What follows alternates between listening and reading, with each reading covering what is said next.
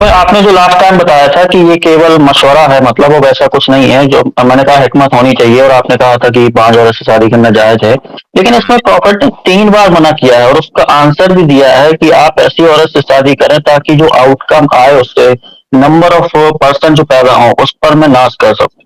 تو یہ تو کیول مطلب ایسا ہے کہ شادی کو کیول یہ کہا جا رہا ہے کہ آپ کیول نمبر بڑھانے کے لیے کریں، مطلب باقی چیزوں پہ زور ہی نہیں ہے، حکمت کہاں گئی اس حدیث میں؟ So, hello دوستو، السلام علیکم ورحمۃ اللہ وبرکاتہ، نمسکار، آداب، ست سری اکال، کیم چھو، کیمن آچن، welcome back to my YouTube channel Fayaz ہمارے ایک میں ہوں فیاض۔ دوستوں میں پھر سے لے کر آ گیا آپ کے لیے ایک انٹرسٹنگ ویڈیو۔ تو اس ویڈیو کا ٹائٹل ہے ایک لڑکے نے سوال پوچھا مفتی ندیم الوالدی صاحب سے، کیا بانجھ عورت سے نکاح کیا جا سکتا ہے؟ تو یہ آج کا جو ویڈیو کا ٹاپک ہے نا، کافی سینسیٹیو ٹاپک ہے، اور آپ کو بھی یہ نہیں معلوم ہوگا کہ اسلام کیا کہتا ہے کہ بانجھ عورت سے نکاح کیا جا سکتا ہے۔ تو آج ہم جاننے کی کوشش کریں گے اس ویڈیو میں، تو ویڈیو کو لاسٹ تک دیکھیے گا، اور اس کا جواب مفتی ندیم الوالدی صاحب دینے والے ہیں، تو ویڈیو کا اینڈ تک دیکھیے گا اور آپ کو یہ جانکاری ملے گا کہ کیا اسلام میں اس کی اجازت ہے، بانجھ عورت سے شادی کرنا کیا جائز ہے۔ تو ویڈیو کو چلیے دیکھتے ہیں، اور ویڈیو اگر اچھا لگے تو ویڈیو کو لائک کر دیجیے گا، اور اگر چینل پر نئے ہیں چینل کو سبسکرائب کر دیجیے گا۔ چلیے ویڈیو اسٹارٹ کرتے ہیں بنا کسی وقت گوائے ہوئے۔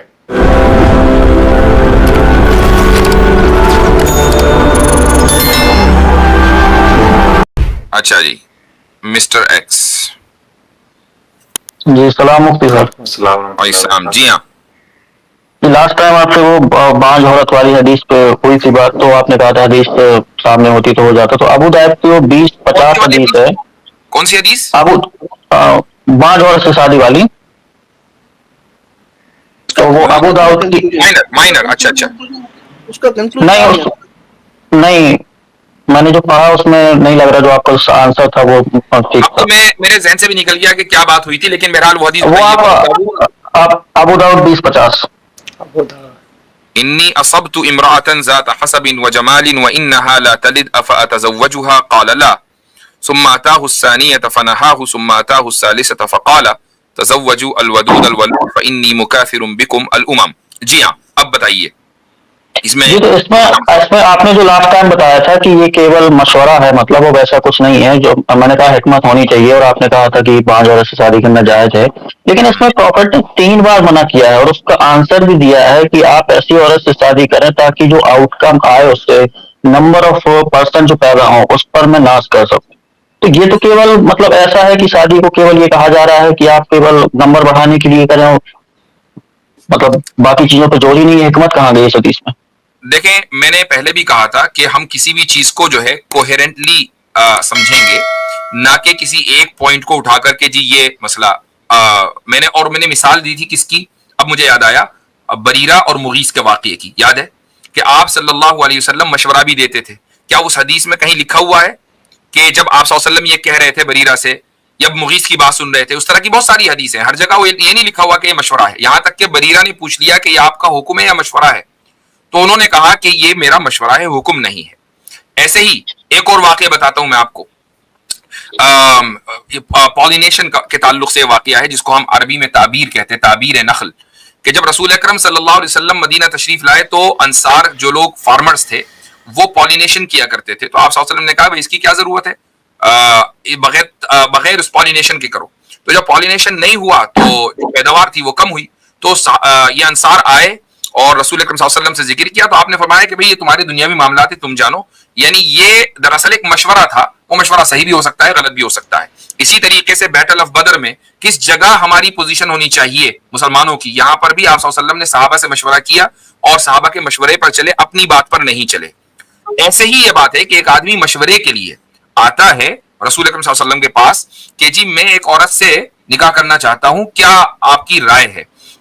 تو وہ یہ رائے جاننا چاہ رہا ہے مشورتاً، اس کا مطلب وہ شرعی حکم نہیں جاننا چاہ رہا ہے، اور اس کی دلیل کیا ہے؟ اس کی دلیل خود آپ صلی اللہ علیہ وسلم کی اپنی لائف ہے کہ آپ صلی اللہ علیہ وسلم نے جن خواتین سے نکاح کیا امہات المومنین سے، ان میں صرف حضرت خدیجہ کے یہاں اولاد ہوئی ہے اور حضرت ماریہ کے یہاں، باقی تو کسی کے یہاں اولاد نہیں ہوئی ہے۔ تو خود رسول اکرم صلی اللہ علیہ وسلم کا عملی اس بات کی دلیل ہے کہ ان سے نکاح کرنا جائز ہے۔ جی نہیں تو باقی جو محمد صاحب نے شادی کی تو اس میں تو انہیں پتا نہیں تھا نا کہ وہ باقی جو عورتیں مجھے ہیں ایک وہ بات بانجھ بتائیے ہیں۔ کہ اس آدمی کو کیسے پتا چلا کہ یہ بانجھ ہے؟ میں بتا رہا ہوں اس کا ترک دے رہا ہوں میں۔ وہ ایسے پتہ چل سکتا ہے کہ جہاں پہ ان کی پہلی شادی ہوئی ہوگی وہاں پہ اس آدمی کی 2 بیویاں ہوں گی جن میں سے ایک ہوگی، تو ان کی اولادیں نہیں ہوئی ہوں گی، پہلی والے کی ہو گئی ہوں گی. بات کی کیا دلیل ہے کہ اس میں غلطی یا کمی جو ہے وہ بیوی کی تھی اور نہ کہ مرد کی؟ یہ تو آپ نے یہ ایک تو صحیح ایسٹیمیشن کر دیا نا. ایسٹیمیشن کی تو کوئی وہ نہیں ہے گنجائش. جب کمی دونوں طرف ہو سکتی ہے تو آپ نے یہ کیسے مان لیا کہ کمی ادھر ہی تھی؟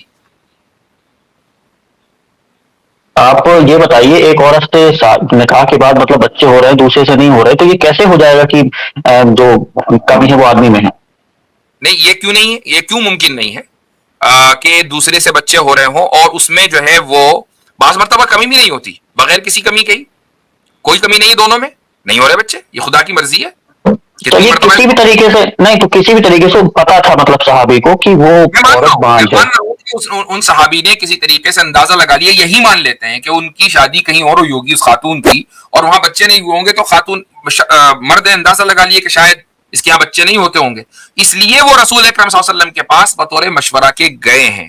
میں جو مشورے کی بات کر رہا ہوں یہ حدیث میں کہیں نہیں لکھی، اسی لیے آپ کہہ رہے ہیں کہ حدیث میں مجھے نہیں ملا. وہ حدیث میں لکھی ہوئی بھی نہیں ملے. سر تین مرتبہ منع کیا ہے رسول اللہ نے. 3 مرتبہ مشورہ دے سکتے ہیں بھائی، 3 مرتبہ مشورہ دے سکتا ہے آدمی، 100 مرتبہ مشورہ دے سکتا ہے.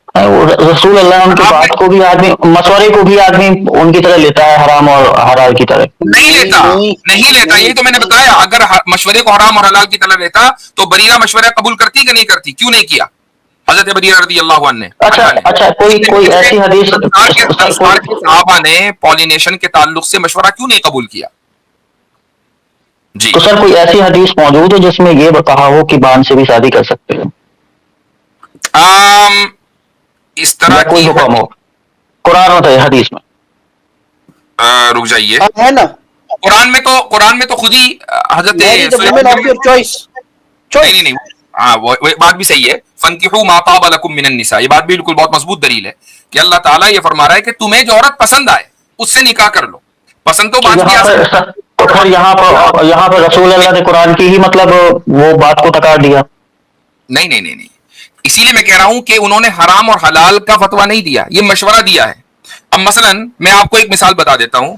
ابھی کل ہی ایک میرے اسٹوڈنٹ نے مجھے فون کیا اور اس نے اسی تعلق سے، شادی کے تعلق سے ایک مشورہ مانگا مجھ سے کہ بھائی سب کچھ ہے، بہت اچھی ہے، نیک ہے، فلاں ہے، نکاح میں اس کی ایک شرط ہے، تو آپ کا کیا اس تعلق سے رائے ہے؟ میں نے کہا شادی مت کرنا وہاں.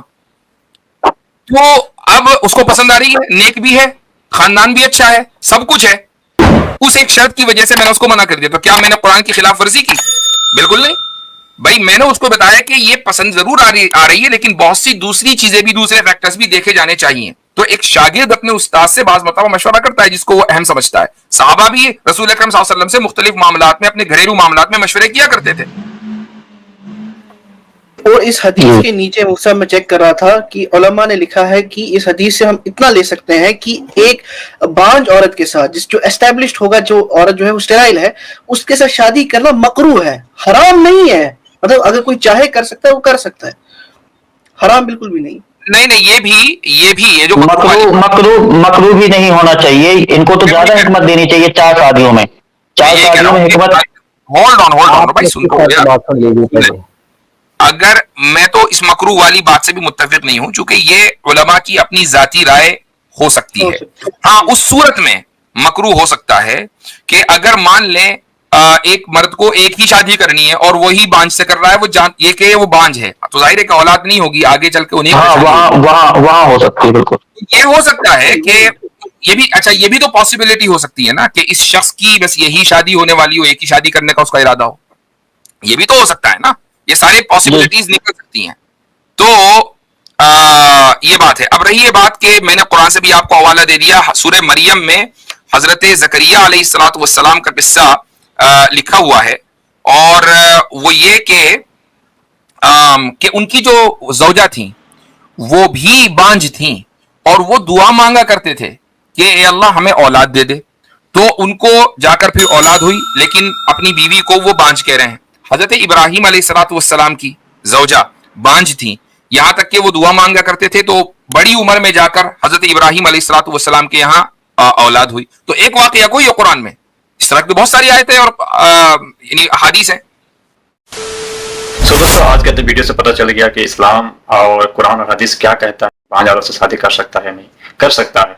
जैसे कि सूरह मरियम में जकरिया साहिब का इसमें जिक्र आया है, इब्राहिम अलैहिस्सलाम का जिक्र आया है, और कर सकता है, लेकिन उसकी मर्जी हो और उसी को पसंद करता हो तो कर सकता है, इसमें कोई बड़ी चीज़ नहीं है।